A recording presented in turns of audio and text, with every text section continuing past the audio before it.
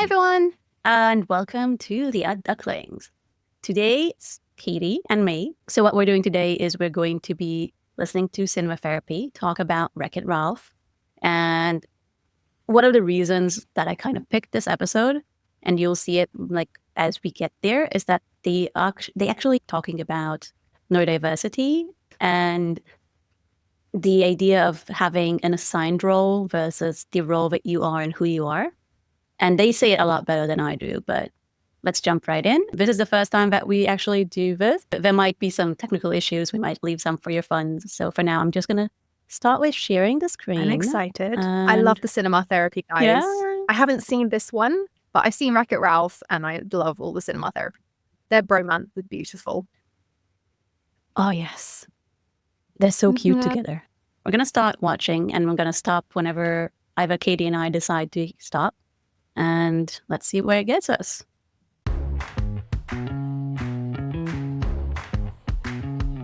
All right, I need to share my screen. Hello, everyone, and welcome to Cinema Therapy. My name's Alan Seawright. I'm a professional filmmaker who needs therapy. That is Jonathan Decker, licensed therapist who loves original video games from the 80s, like classic 8-bit stuff, and movies. Well, I've got a treat for you, my friend. Oh boy, howdy!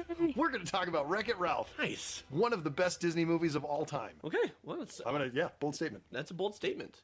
I mean, have you considered Return to Oz? I have, and I have never still seen have that. nightmares about it. Nor have I. All right, so I'm reacting to Wreck-It Ralph. You are reacting to Wreck-It Ralph. One thing I find interesting, so Juno basically knew what he was reacting to, right? Because when he presented himself, he already knew it was something regarding 90s games and stuff. Yes. We started this saying, I think it's before we started recording, we said like, this really is my first time watching this. And then we said like, do we believe the internet? So when Juno is like, yeah, so what are we watching today? Let me know. I don't know. It's like, I don't believe you anymore. Like they've lost credibility. No, they haven't really. He must have seen Wreck-It Ralph. He would need to see it because otherwise he can't comment as a therapist on what he's seeing. So Yeah. I reckon he knows the movie, but maybe he just doesn't know the questions that are coming up. In the same way that like, I But know he the movie, knew I don't know this movie. video. All right, let's go. I don't want to be the bad guy anymore. You can't mess with the program, Ralph. You're not going turbo, are you? Turbo? No, I'm not going turbo. Come on, guys. Is it turbo to want a friend? Or a medal? Or a piece of pie every once in a while? Is it turbo to want more out of life? Ralph, we get it. But we can't change who we are. And the sooner you accept that, the better off your game and your life will be. I think that's such a great metaphor for so many things. It's for gender roles. It's for like stereotypes of any kind. So you stopped before they're reacting because I think you already know why they're reacting to it. They touched on this a bit. But what kind of made you stop here? I wonder what you got excited about. Yeah, I just love that moment where the story of being told how you should behave and having a little group that is dictating how you will behave as though that is a universal rule is such a part of the human experience. So I think it speaks to like anyone, like toxic masculinity hugely, especially in this room. Like most of the people who are there as the bad guys are the villain, are men, or male identifying looking characters anyway. So it's very much like, oh, you can't behave any differently because this is the way things are and you can't change it. But that could also say relevant, powerful things to a whole bunch of different groups. So I just love that. But also it shows the absolute damage that something like that can do. So I love that you touched on the fact that it's also like a bunch of male presenting characters, right? That's also kind of a part that we put on like 49% of society, that they can be the bad guy and they are often the bad guy. And that is a stress. It's so much worse when you're neurodiverse because you don't exactly know how your brain works. You don't know all of that. You just know what you're meant to be doing. And I think the problem is with the people that don't fit the mold because they say, don't break the system, work with the system. But what if your brain doesn't work this way? And it's a lot of the pain that we as neurodiverse people kind of ran into when we were behaving in some way, getting traction even, and somebody told you like, no, this is not how to do it. I remember learning math as a kid, and I went about it a certain way. It's like, yeah, you reached the right like conclusion, but why did you do it this way? I don't know, because it made sense. It was annoying for me that I got less points for that because I didn't do it in the right way, for example. The other thing that I wanted to pick out there is the use of the term turbo. So, I mean, this is obviously something that's just part of the movie itself, but I feel like for neurodivergent people, and also for this toxic masculinity arc that we were talking about as well, the idea of going, right, you can experiment up to a certain point, but then there's a threshold that you cross, and at that point you get the label, and the label is bad. So with neurodivergent people, it could be something like crazy. With toxic masculinity, it could be something like being a sissy, or even something like when we were growing up in the 90s and noughties, it was gay. Like, if you do this, then you're gay, and that's a bad thing. So it's really interesting that even though they're kind of trying to like reassure him, they're also warning him, like, don't go too far, or you've crossed this threshold and then suddenly you can't be part of us anymore because you have this label attached. And there's that sense of doom that I think is, again, quite a wide experience for a lot of people. Absolutely. You will not be accepted. You will not be one of us, which is what a lot of us, if not all of us, are looking for in the human experience. And you can see the pain exactly in the shot that you kind of like picked. Like, he's devastated because that's the one thing he has. That's the one place where he belongs. And he doesn't really fit in, and he really wants to belong. So I see that as a pain. You know, this angry little guy here might be a lot happier if you put him up here with everyone else. See that? Look at that smile. No. You see, Ralph, there's no room for you up here. Well, what about this? We can make room. Here, we can take turns. Easy. I don't know. You know what I always find? It's like the whole Titanic thing. Like, there was room. It's like there's no room for him there. But he literally, it's not like he had to move much, right? He puts the figure on.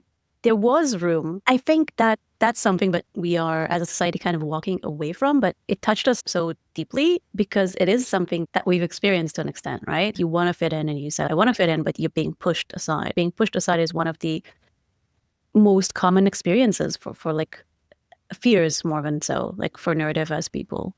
And that's why we have this need to please so many people, to the point where some people have it to a clinical level, where it's an actual problem that you do too much to get the affirmation and to please the society rather than yourself. So true. Yeah. And then also what stuck out to me is that, I mean, firstly, they're called the nice landers, and yet they're being cruel. But I think another thing that sticks out a lot as a neurodivergent person is the reason why they're telling him he doesn't belong is not the real reason why. So they're saying, you don't fit on the top of the roof. And he's like, well, clearly I do. And he's shown that. But the actual reason is because he's Wreck-It Ralph and they're nice people, and he's not a nice person, and he's a villain and they're not. And I think that sort of mirrors quite often an experience of, if you're growing up as a neurodivergent person, going, why don't I fit into this group? Why don't you want to play with me? Why don't you want to invite me to the parties or the office? Yeah. You know, why aren't I invited out drinking? Or why is no one gossiping with me at the water cooler? Those things. You'd almost never get the truth as a response, because no one's going to say, well, we think you're weird. Yeah, it's not just weird also. You touched on this earlier with the word turbo, right? So a lot of like ADHD kids that are very much showing the hyperactivity tendencies and the aggression with the hypersensitivity, they get kind of tagged as the trouble kid, and you don't invite the trouble kid to your home, or you don't have him join the game. And it just enhances this idea of being a trouble kid. And that's kind of exactly where Ralph is. I mean, he's been put in this position, not necessarily based on his personal experience, but as a kid, you don't know how to control these things. You don't know how your brain works and how to manage it well. And then you're getting this tag, and it doesn't matter if you've now started a process and you're getting better. They're not going to let you in. There's no room for you because you have this label. There's room there for somebody else, just not for someone with your label. And there's so many labels in this. I think really, if you could isolate a single theme, it's probably that, how a label is both something that we're encouraged to seek, but it's actually something that can be very limiting and very harmful. And especially if your brain works differently, or your gender presentation works differently, or you're same like a third culture kid, all those sorts of things. You're an immigrant, like anywhere where you traverse boundaries where you can't neatly be put into a box due to your interests or your identity in some form is going to be a painful experience and an awkward one. And I can see Ralph going through this. How about we just eat the cake? Hang on. Felix needs to be on the roof because he's about to get his medal. Well, then how about we just take that medal and give it to Ralph for once? Would that be the end of the world, Gene? Now you're just being ridiculous. Oh, that's so sad too. There's the like his what's his name? His friend who's kind of an ally, like trying to help, but no one's listening to him. I don't know. The guy who's sort of there coming from a place of belonging and privilege, it's difficult. I mean, it's not that it's not appreciated, and that's an extremely powerful gesture of like, I believe that you should be part of this. But actually, he's not saying that. He's saying, why don't we just eat the cake? Why don't we just step around this awkwardness? So the people who are good friends to you have an opportunity to defend you and ensure that you're included, but they don't often take that because it's risking their own inclusion. We have to figure out what the name of the character is because it's kind of important, but I don't think he's trying to avoid the subject. I think it's another version of being labeled and you want to appease to the crowds is you don't want there to be drama. So he thinks like, let's just eat the cake. And then Ralph is going to be here and eating the cake because we're not kicking him out. So then I've solved it. But you're not really solving it if you're not saying he's staying because he has a right to stay. Let's just have the cake with Ralph.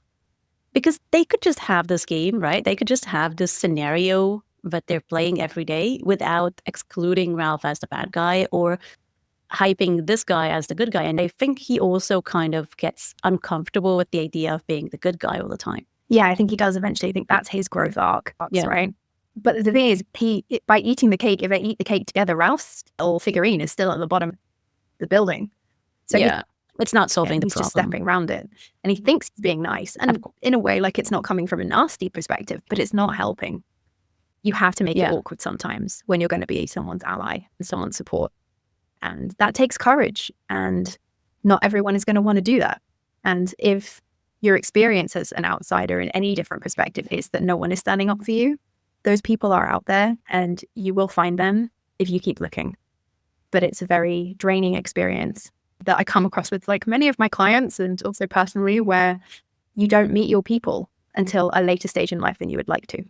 But when you do, it's pretty awesome. Yeah. And this guy is going to become one of Ralph's people and Ralph is going to become one of his people. I love this insight. As you said, this is avoidance. This is him not helping. He thinks he might be, but he's also caring more for himself in this situation than solving the thing for Ralph. He needs to go through his own growth arc, as you said it. I think it's important to remember if somebody doesn't help you, it also doesn't mean that person doesn't care for me. It's them being in their own place, even if they are behaving in a wrong way. Yeah, because you can tell he's coming from a good place and it takes so much to stand up for somebody. And that's not always something that is available to everybody in that moment or in general, like where they are in life.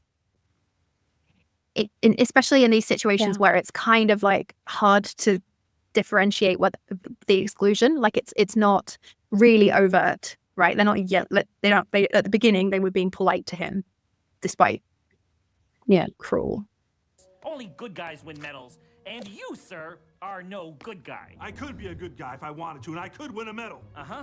And when you do, come and talk to us. And then would you finally let me be on top of the cake with you guys? If you want a medal, we'd let you live up here in the penthouse. But it will never happen, because you're just the bad guy who wrecks the building. No, I'm not. Yes, you are. No, I'm Well, we kind of brought it up briefly, which is when he smashes the cake and he kind of confirms the reason why they don't want him. But the reason why he does that is because they forced his hand. They have made him stressed. They have made him sad. They have pushed him out and frustrated him. And I think that is also another neurodivergent experience, because if you experience like a meltdown, for example, or sensory overstimulation, and that may cause you to act in a way that emotionally disruptive, it's because you have been pushed there by circumstances. And if somebody had not created those circumstances around you or helped you to cope with them, if they did come up, then you might not act like this. It's something that can almost always be avoided, mitigated, softened, before it gets to cake smashing point. from society based on race, gender, sexuality. We're handed roles based on our positions in our family. We're handed roles based on our body types. People make assumptions and they box us because we like our world to be neat and orderly. That one's a good one, right? We had this conversation. Oh dear. Oh yeah, we're smart. We're providing a I lot saw of that. original content. I mean, we had some extra stuff. I think one thing he touched here that was cool, he said, you're being assigned a certain behavior, a certain something based on how you look.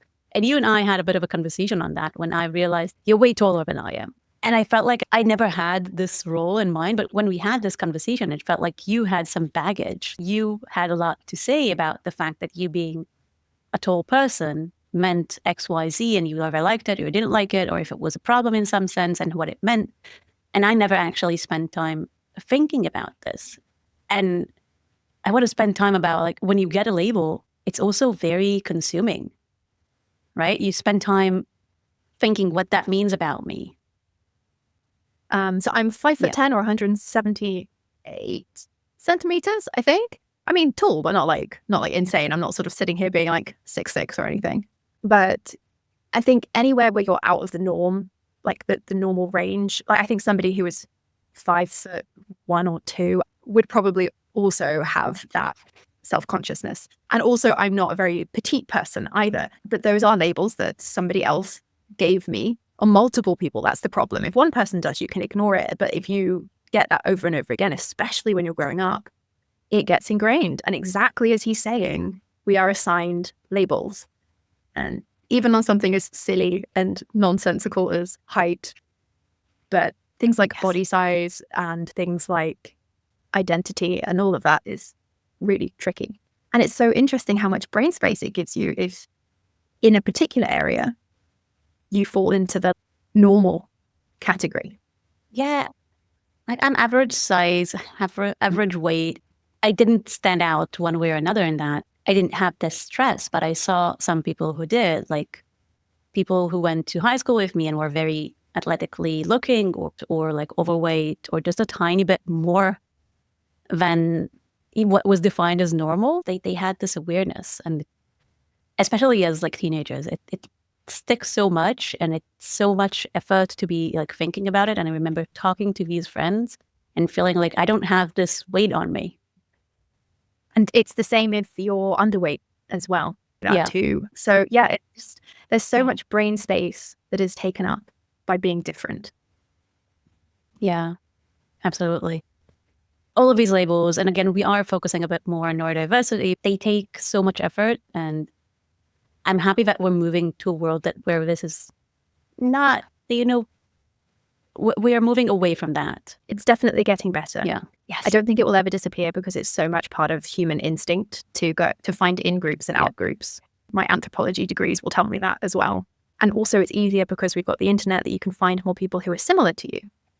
But that doesn't mean that there won't still be prejudices and there won't still be people who are listening to our stories just now of our experiences and going, yeah, that's happening to me right now. And also when you stir in social media, my goodness, if you are a teenager or a young person or even a parent to one of those and you are listening to this podcast, I salute you. It is a minefield out there and you are incredible, whoever you are and wherever you are. I feel like we've covered a bunch of like these stigmas, these titles that people are being had. If you got any other titles, something that we've missed, and maybe we actually want to cover this, so the comments down there are just for that. Let us know what you think. Were you like giving this title? Were you considered like, I need to be XYZ? How did that impact you? We'd love to hear it. Are you a hobo? No, I'm not a hobo, but I am busy. Okay, so you go home. What's that?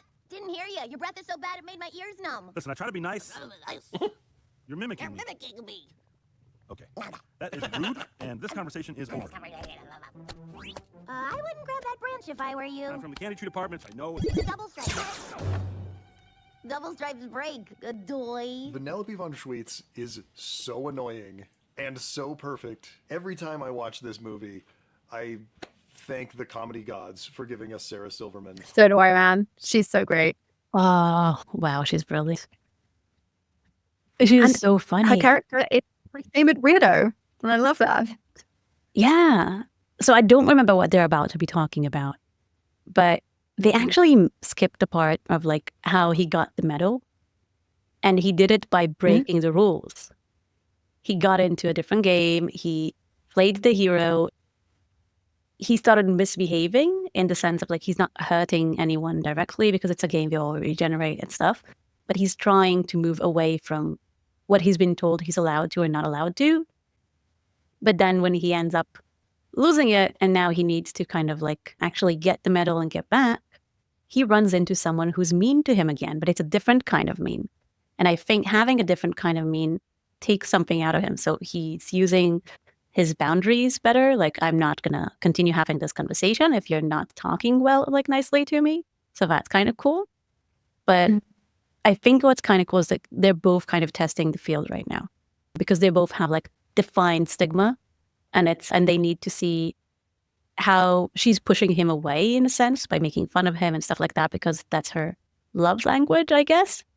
And I think to an extent, he's trying to figure out if it's another person being mean to him or if it's something else. And I think that kind of comes to a point of like, none of it is like a one story, right? It's boundary, recognized, but he's still open to what is this situation? Who is this person? Is this behavior like pushing me aside as like a joke? Is it I had with the nice people from the building? Yeah. And she's clearly an outsider too, which is what is interesting. If she's by herself, she's doing something that if you compare to the Icelanders, like who seem to travel in little packs and all look the same, she's on her own. And yes, she's making fun of him, but she's not trying to change. She's not telling him he should be different. She's not saying you can't be here. She's like, why are you here? You know? So 7. What a moron. Hey, genius! It's a jawbreaker! You're never gonna... Oh, he's magical. He can break it. Enjoy your little tantrum, diaper baby? Leave me alone. Look, you want that medal, right? And I want a race. So here's what I'm thinking. You help me get a new cart, a real cart, and I'll win the race and get you back your medal. You want me to help you? All you gotta do is break something for me. Come on, what do you say, friend? We are not friends. even though, yes, she's being a bit mean, I think that's the way they signpost quite clearly that these guys are going to connect and be friends because they're both clearly outsiders and neither of them are trying to change each other, even though they're not really, being instant besties. Here's the thing. Ralph was created to destroy. Right? He was programmed with these giant hands so he could smash things. Yep. And so the assumption is that is what he's good for. And I don't know. I think of people who have a lot of anger, for example, and they think, well, this is a character flaw that I've got to get rid of. No, just direct it, right? Just direct it in a healthy way.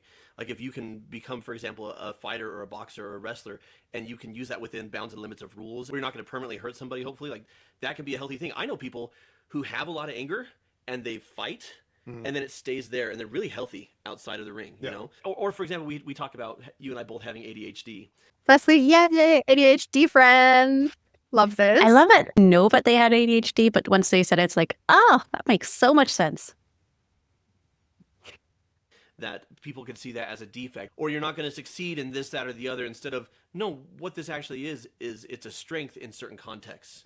Right? ADHD people tend to be very creative and and they tend to be great at comedy because they make connections that other people just don't. Yeah, these are just a couple of examples. I love the fact that one of the things they pick out is the ability to make like funky connections, because that's something that I see all the time with my clients and also something that I really enjoy in my own brain and then my friends who are also neurodivergent, where we just have these like crazy spider diagram conversations where everything is kind of zinging off each other and we go, hang on a minute, there's this, but then also what about this? And anyone who is a witness to or spicy brain has been, in my experience, pretty overwhelmed by the whole thing. Oh, it's me and my best friend who usually had these like conversations all over the place. And what's funny about what you just said is like we used to have I think it's also about connection. Like when you find someone who you vibe the same way and you build this connection, it's not 1 + 1 = 2. It becomes like duplicated and whatnot, like 1 by 1 still 1. But yeah, my math is not great, but you get me. But we would go like in a conversation. And the first time but we sat down with who is now her husband and father of her children. And we had to tell him like, you can interrupt. And we taught him to like, it was really funny. It was really, it's not that he didn't connect to us because eventually he did learn the language and we have all of these like very hectic conversations. He's a bit more of quiet conversations, but it's so fun. It's so fun to actually like introduce somebody else into this world, and sometimes it takes a second as well. But yeah. I love them. Like, we call them post-it note conversations, where we have all these different topics that we're going through, like 6 different topics at a time. But each one sort of goes, okay, we're pausing here. We'll come back to that. We will circle back to it. All of us are aware that it's there. But then like my mum is, I'm pretty sure is neurotypical. So she will listen to these conversations and go, how did you get here? Because it's not really 1 + 1 is 2. It's 1 + 1 = banana. And then all the other neurodivergent people are like, yeah, bananas. Like, if we ever do shirts, 1 + 1 = banana is like, that's what I'm doing. Solid. Yeah, absolutely. Solid. The feeling. That's exactly it. Yeah. And so I look at Ralph, and he thinks, well, I have to be a villain because I'm big and strong and I've got these big hands. But Vanellope's saying, actually, you can do something productive that helps somebody, which is something that a hero would do. And I think that's kind of leads us back to what they're talking about there, in that your brain is different. And when your brain is different, you can be expected to only use your brain in this way, or in a particular way that benefits society, or is what the neurotypicals think you should be doing with that brain. But actually, you can apply those skills to so many different things. And I think we are learning to celebrate those differences, but it's still a long road. Talking about ADHD, your pet sitting dog is drinking a of water right now. Yeah. I'm very, very aware of that sound. I'm sorry. She's very thirsty. She's lovely. Darling, what are you doing? She's drinking. Slurp, slurp, slurp. She was napping so happily a minute ago. That's usually how it goes. You nap and then you get up. But no, that was totally like something's going on in the background. It's like, can we actually get rid of that noise? Probably not. You guys should know it's a dog. We had a crow earlier. Like, it's just a whole menagerie over here. Yeah. But like, what's going to come on next? But yeah. And she still has not stopped. She has to stop eventually. She has to come up for air, I think. You would have thought so. She's only a little dog. She's fine. Yeah, she's good. I think our listeners are just going to have to handle it. It's a dog. We love dogs.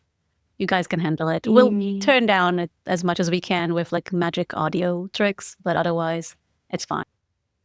For those of you who want to know, she's a little Frenchie, and she's very, very cute. But she's also not my dog, and I have not asked her owner's permission to show her on camera, so I'm not going to do that. But she's an absolute... Let's keep watching.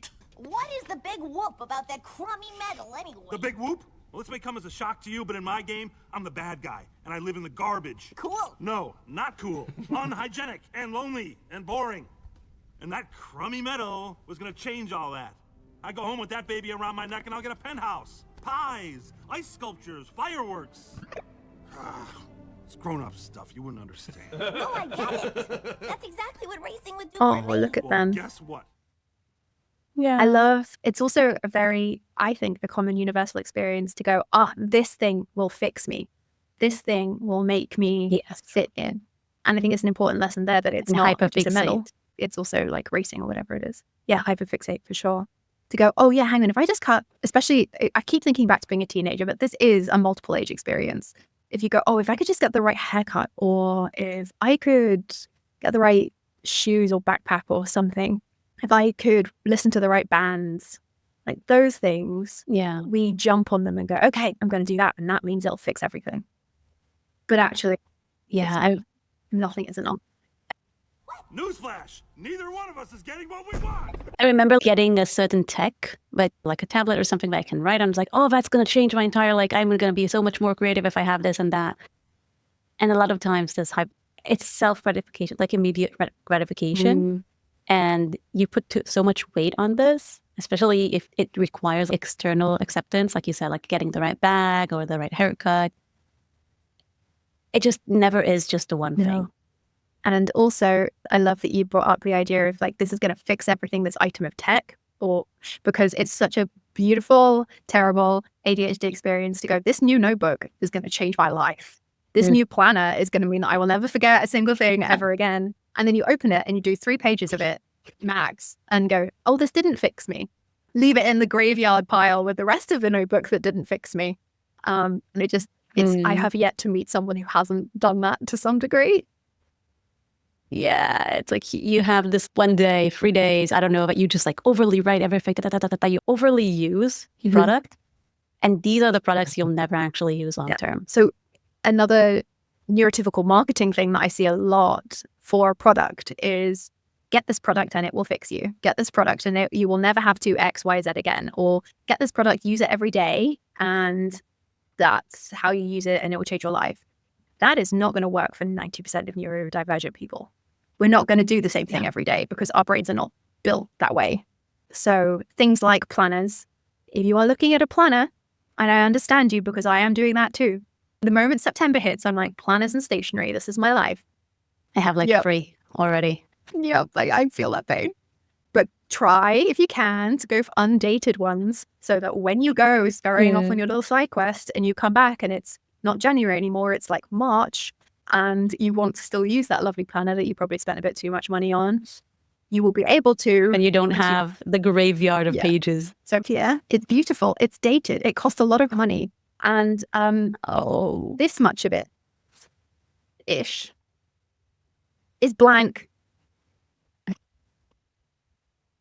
I know this feeling so much. Why did I do this to myself? I keep doing this. This is why I moved to digital. So that case, it's like I can always not have these pages, and I buy the cheapest planners just because I know it's not gonna. But digital just disappears. It's not gonna last For me. If it's on a different tab somewhere or in a program like Notion or whatever, I will forget Notion exists. What a really long time. Yeah. So this is a notebook basically. So that's why. No, it's books. Remarkable does a bit less. It's great. Like it feels so great to write on Remarkable. This is not as fun, but this is running on like Android-like program, so it can run anything. So if I send myself something on WhatsApp, I can kind of work with that, stuff like that, and that surprisingly works for me because usually it's just a notebook. I don't play with it. I don't use it as a tablet or anything. But the fact that if I need to access something, then I can. Like a lot of times when I have a normal notebook and I don't have a printer, and it's like, oh shit, I want to have this in my notebook, I can't do it, then I will procrastinate whatever I was doing because for some reason having this thing in my notebook stops me from, I'll try to solve this problem and it's not solvable right now, so I'll try to solve getting a printer or printing something, and then I'll forget because it's so annoying and I'll move to something else and then I'll not do whatever it is that was not really dependent on that. What does solve it for me, and I will do an episode just on that, is working with Google Calendar. Because you can, like our meetings are, for example, are there on Google Calendar. And if it wasn't, I would definitely forget. And you can work with reminders or whatever works for you. But color coding, I do a bunch of that. Most of it is down the drain. But just the fact that there is a calendar that is always there, it's like, that's magical. And I don't need to. And it connects to everything. So that would be my one tip. And I will do a video about how I use it because I think I saw videos of other people and I kind of made my own version. I mean, I'd love to be a part of that. I'm a big organization girly. I love it. Google Calendar is also something that works for me really well. And I would love to get into a discussion about why that seems to work quite well for neurospicy folks. Listening to this and it really doesn't work for you, we'd love to hear that as well. Yeah, absolutely. And what you use instead. And maybe Notion does work for you. And I mean, I'm just doing Notion because it's the only one that's come up in my head right now. But the other more like Evernote, those sorts of things as well, I always think they're going to be great. And then they end up like planners for me where I've filled out a bit of it. And then I've got too overwhelmed by the matrix of connections and files that I've made in there. And then I just leave it and then forget about it. Yeah. One last notion before we go back. We touched on like having this will fix me, which is a very human experience. And then you touched on the fact that it's a marketing scheme as well. Just want to highlight, it works way better on neurodiverse people who already like, especially ADHD, like you're probably not going to use this planner. I get it. But there's nothing anyone can sell you that will fix your life. And that's an absolute thing. So if that's like the marketing scheme, that like if that's what they're trying to tell you, maybe be a bit cautious about believing anything else they might say. And that's not because you need to be fixed. You don't need to be fixed. Oh, yeah. You can fix a problem, like a thing that's bothering you or a thing you struggle with and you want some support with, but you don't fix yourself because you don't need it. Okay, open them up. Close them. It's a stink brain. Gee, thanks. Turn it over. I made it for you. Oh. Just in case we don't win. Not that I think there's even a remote chance we're not gonna win. Thanks, kid. Listen. Now rise, my royal He's so chump. cute. I've got a date with destiny. Ralph, come on. Move your molasses. I've been thinking. That's dangerous. Who cares about this stupid race anyway, right? Well, it's not very funny, Ralph. No, I'm serious. And it was really fun to build the car and everything, but maybe you shouldn't do it. Hello? Is Ralph in there? I'd like to speak to him, please. Look, what I'm saying is you can't be a racer. What? I love that she's glitching, especially when she feels hurt, when she feels like the person who accepted her is taking it sort of back. You don't think I can win. You don't think I can be a racer. And it kind of proves that you can predict and you can use your glitches, so to say. I love it. Yeah. Why would you... Wait a minute. No! Where did you get this? Look, I'm gonna be straight with you, kid. I've been talking to King Candy. King Candy? Yeah. You sold me out? No, I didn't. Listen, you don't understand. No, I understand plenty. Traitor. I'm not a traitor. Listen. You're a rat! And I don't need you. In the same way, like, we had Ralph earlier getting angrier as he was treated badly Yeah. and misunderstood. She's getting glitchier as she's treated badly and misunderstood. And it's even like sadder because she has done so well in reaching out to him. She's Yeah. giving him is genuinely, she cares about him as he is, as well as honoring his dreams. And because he's already spoken to King Candy, he already has this sort of betrayal. Yeah. It's just, the knife and the you can't be a razor, you can't do this. It's just, it's so sad and it's so invalidating and just heartbreaking in this context, but also in how familiar it is, again, as a human experience. And especially if you've got neurodivergency, I mean, it is a disability, and any disability means that there are things that you can't do or things that you find really difficult to do. But you're the one that gets to decide that and say that. And I can win the race on my own. But I'm trying to save your skin, kid. Put me down! Let me go! No, you listen to me. You know what's gonna happen when the players see you glitching? They're gonna think the game's broken. I don't care, you're a liar! Yo, you better care, because if your game goes out of order, you go down with a ship. Yeah. I mean, one thing that I kind of see here is not that he's trying to define her limits, is that he found that he cares for her enough and now he wants to protect her. But what he does, in a sense, something that probably parents do very often, is limitation for the purpose of protection, because you want to protect someone from themselves. I'm going to that race! No, you're not. Trying to save her life. Take me down from here, Ralph! No. Right now! I'm doing this for your own good. Wait. Oh. Putting someone in his place means you decide his place, and that's not yours to decide. And for parents, of course, that's questionable because kids do need boundaries. But just like, this hurts because it's not really an experience that you'd have. This is like a story in a movie, right? But other than that, you did experience people kind of changing their mind and telling you, I actually think you need to be more protected, more in like your space. Absolutely. And although he wants to protect her, she's not his kid, she's his friend. And even if she was a kid, she's at a stage where she's old enough to go and make her own decisions and go and take her own risks and get the bumps on the way to achieving what she wants to achieve. So it's so sad that he takes the things that she's been told and kind of reinforces them after he decided to trust him and let him in. Yeah. No, please, Ralph!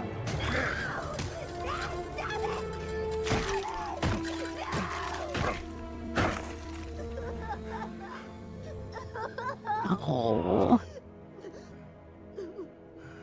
For filmmaking, a cartoon bad guy just smashed a candy car with his house-size fists, and I am tearing up. Me too. Because the music was great, the editing was on point, the vocal performances from the actors was phenomenal, and the animators crushed it. The fact that you can pick up the subtlety. Oh, it's so sad. There was one moment that I kind of caught on. So she's stuck there, right? And she can't protect it. until once he's already ruined it, she glitches and she got herself free, but it was too late. And I thought it was interesting because, as I said before, these glitches, you just have something that's different, and sometimes it's something that you can use. So she could glitch. If she learned more and understood it better, she could have glitched before this. Like, she could have solved the situation. But she was stuck because she didn't really accept a part of it, a part of what she is. And I think eventually she does accept it and use it because it's a movie, and it's like, yeah, it's all cool. It's a process. And then when it happens, like, oh shit, if I got out now, why couldn't I have done it like a minute before, where I could have stopped him? The arc that they're both sharing is that the thing that's different about them has been identified as the bad thing, right? The thing that's wrong, or the thing that makes them bad. And they're trying to stop her from racing because they see the glitch, the consequences of the glitch, as being only bad, as in someone might turn off the game. Same way that Ralph's ability to destroy things has to be used for evil, because you can't possibly have a hero that can destroy things with his hands, which is the stupidest thing in the world, because think how many action heroes spend their whole time destroying stuff. Hulk smash. Yes. He's chosen to use his difference, his power, in a way that it's in here, in the way that society has told him to use it, which is destruction. Really? Yeah. And she's disabled by her glitch. So she can't do anything about it because she hasn't learned to look at her glitch in a way that will be beneficial to her. So this is, it's the tragedy is the misdirected understanding of how their differences could make them awesome. Yeah, that's kind of it. Like, I don't know if you can actually learn how to fully accept your ADHD and never have it be like a painful thing, but you can definitely learn how to use it, or like whatever other neurodiversity you might have, just sticking to ADHD because that's what they mentioned specifically earlier. But this is exactly the moment where you can see she could have used it. And yes, it's a movie. I'm not saying this is reality, but also we've seen so many situations, a lot of the interviews that I've been having with people having these amazing careers, where they used their powers, like Peter Parker style, like big responsibility. They took it and they did something great with it, right? The only way they could have done it is with understanding it and not reducing the shame and learning where their strengths are, how to use it, how to make it better. Yep. And that takes time, that takes reflection, and it takes other people supporting you. And yeah, but so much more interesting than being told how to use your hand to just destroy, right? Yeah. But if you're only told that through your whole life, as in, someone with dyslexia, for example, that means you can't deal with words in any way, shape, or form. You shouldn't try and read. You shouldn't try and consume stories. You shouldn't go into anything that involves words. Like, that's the sort of thing that is told to somebody who has dyslexia. And incredibly damaging, because that shuts them out from so much of the world. True. Yeah. Yeah. All right. Let's go. Hello? Anybody home? And he comes Felix? back. He's gotten what he Mary? always wanted. Well, you actually went and did it. Gene, where is everybody? They're gone. After Felix went to find you and then didn't come back, everyone panicked and abandoned ship. But I'm here now. It's too late, Ralph. Litwak's pulling our plug in the morning.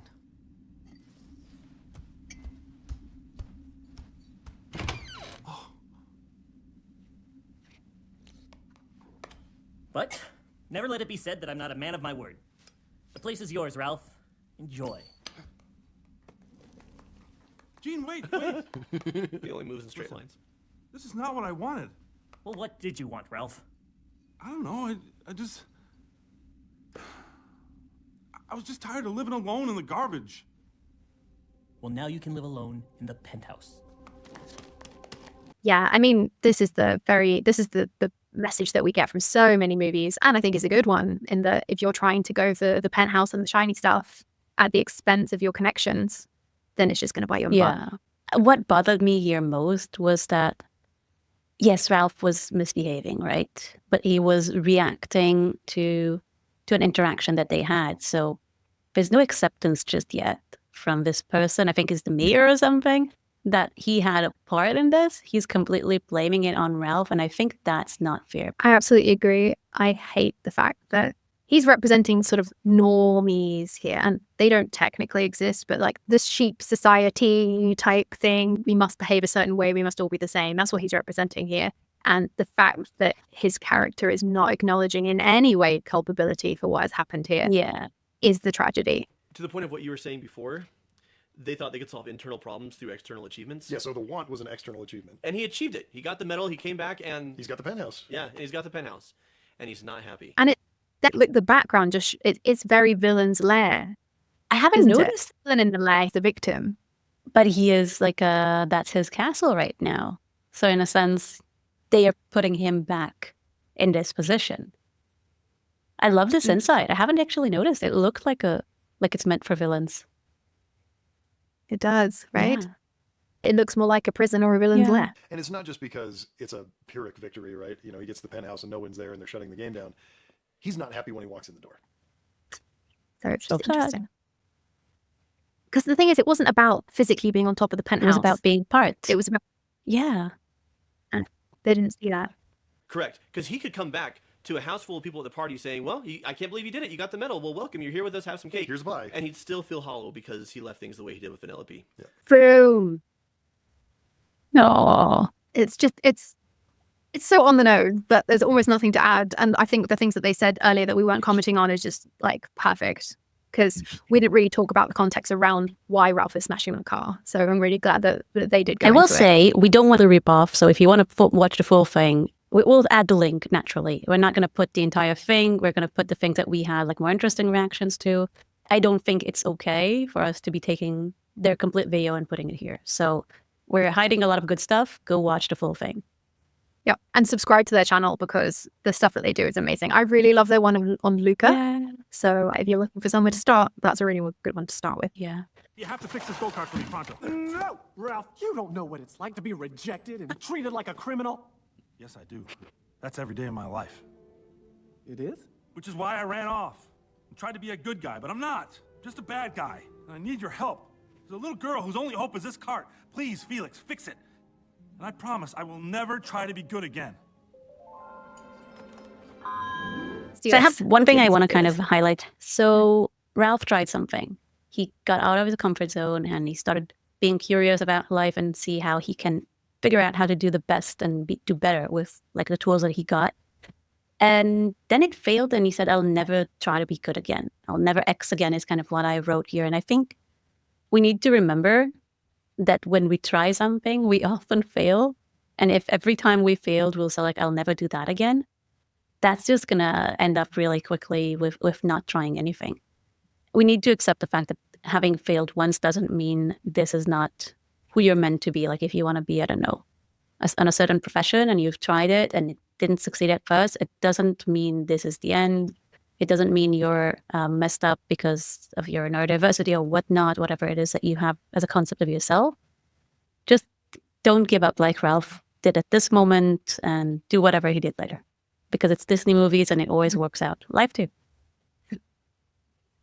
Hopefully life will always work out. But when Ralph says, yeah, I do, that's been every day of my life, you can see something shift a little bit in Felix. And that is the power of perspective taking, because everyone's choices make sense to them. Everyone's actions and behaviors make sense to them. And we're very prone to judge and to scold like Felix is doing. But like even if I still don't agree with the behavior, I understand it. And I no longer see you as the bad guy. Right? Which is kind of the theme of the movie. What's funny to me, though, or maybe ironic, is Ralph saying, it's fine, I'll never try to be a good guy again. I'll accept that I'm a bad guy, but can we please help this little girl? Yeah, I'll never try to be a good guy again. Do this good guy thing for me. And so Ralph actually is a hero, but he's not seeing it. And also, it's always darkest before the dawn. Like, he's just about to have a great revelation and everything's going to work out okay for him. Not in the way he expects, but in a way that will work because it's a Disney movie. But also, labeling anything as never is always going to have big consequences.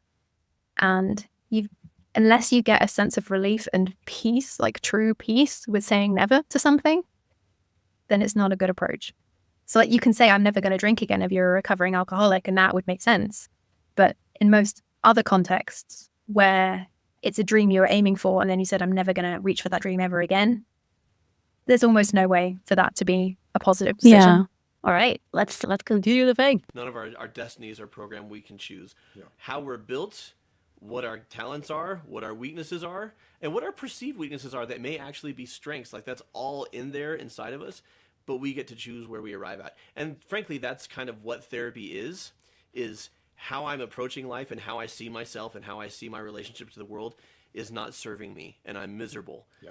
So how can I take what I have and who I am, which may not be changeable, like at the core of it, but how can I change my perspective of it and how I use it in a way that serves me and brings me fulfillment? And that is therapeutic, and that is Wreck-It Ralph. What I love about what they do, because we are reacting to their curated content and their insights here and there, but they know how to choose the perspective. You could have watched Wreck-It Ralph and you could have talked about a bunch of things. I was not expecting Wreck-It Ralph to be talking about identity.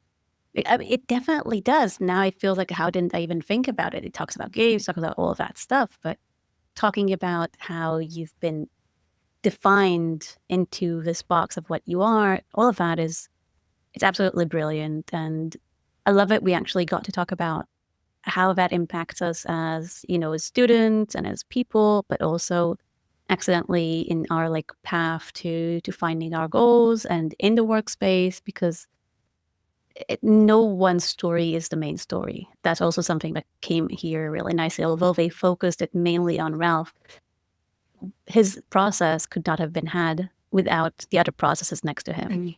Like Penelope had to go for her own thing, and I mean, Felix also went through a big journey. Like, he's not fixed at Felix anymore. No. He's a lot of other things. Yeah, and I love that, because the result of all of it was not to completely change, it was to expand. Yeah. Allow someone to expand and accept if you're not hurting other people. But often the hurting that you're doing to other people comes from not being accepted or not being supported or not being understood. I think it should go without saying that everything that we say here is an opinion, and it's just our opinion, and it's definitely meant to be used for good. You don't hurt anybody. You take care to follow their boundaries, etc., etc. It's sometimes hard, especially, again, I don't know if I think this is an everyone experience, but also as a neurodivergent person, I want to be clear and I want to be precise and I want to make sure that we've explained things in a way that makes sense and is not excluding things or is not missing a point or misrepresenting a point. But at the same time, because we're speaking live, it's very difficult to know whether you've covered the bases, whether you've given the kind of impressions that you want to give. So if you are listening to this and there's something that you didn't agree with or something that you thought we got way off base with, do reach out, do let us know, but please be kind, because we are all still learning. And we do love to hear from you. So we'd much rather hear please don't say these things, or please don't use these things, or your handling of that and interpretation of that was way off base. Yeah, absolutely. We can continue. So until next time. Oh, you hit a guy with glasses. Well played. If I'm good guy, who will crush men's skull like Sparrow's egg between... And... I love that. I love them. So funny. What? Oh yeah, they're brilliant. Yeah, what a great movie and what a great review of it.